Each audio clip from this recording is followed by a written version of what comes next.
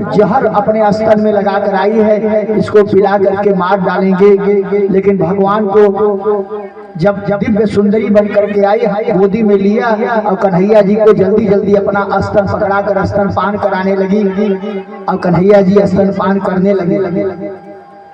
सुखदेव जी कहते हैं कि राजन, पहले तो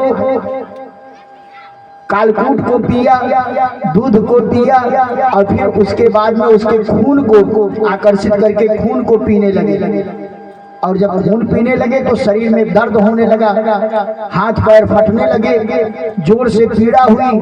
और तब उसने सोचा कि ये तो गड़बड़ हो रहा है। वहां से तो उड़ती भी है, आसमान की तरफ उड़ गई और उड़ करके अपने असली रूप में आ गई।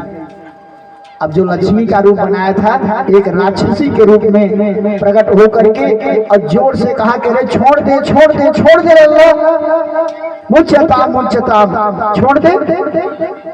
6 दिन के कन्हैया, अगर 6 दिन का बच्चा बोले तो डर लगेगा। कन्हैया धीरे से बोल दिए कि मौसी जी, हमारी एक आदत है, स्वभाव है, पहले हम किसी जीव को पकड़ते नहीं और पकड़ लेते हैं तो फिर कभी छोड़ते भी नहीं। अब और बेचारी घबराई कि छोटा सा 6 दिन का बच्चा बोल भी रहा है। और सुखदेव जी कहते हैं कि राजन, भगवान ने उसके खून को भी आकर्षित करके पान कर लिया और धीरे धीरे बेचारी ऐसे चिल्लाते चिल्लाते उसके प्राण से पखेरु उड़ गए और धाम से जाकर के नंदराय जी के गौशाला के बगल में चूड़िया मास राजेंद्र, हे राजेंद्र, हे परीक्षित, 6 व्यक्ति 18 कोस तक के वृक्षों को तोड़ती हुई, चूर चूर करती हुई आकर के धाम से जमीन पर गिरती है। और तब तक उधर से यशोदा मैया आती हैं और कहती हैं मेरा लल्ला कहाँ है। सारी गोपियों ने बताया कि अभी जो लक्ष्मी जी आई हुई थी उन्हीं को तो आपने दिया था, वो दिखाई नहीं पड़ रही हैं। सब लोग दौड़े जोर से, कहाँ गया लल्ला, कहाँ गया लल्ला।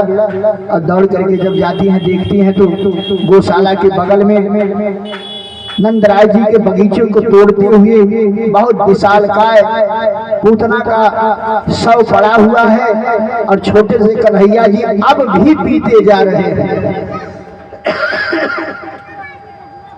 अब भी पी रहे हैं स्तन पकड़ करके और खेल भी रहे हैं। सबने दौड़ करके देखा और देख करके यशोदा मैया गई, गोपियां गई साथ में लेकर आती हैं और गौ माता के मूत्र से स्नान कराती हैं, गोमूत्र से,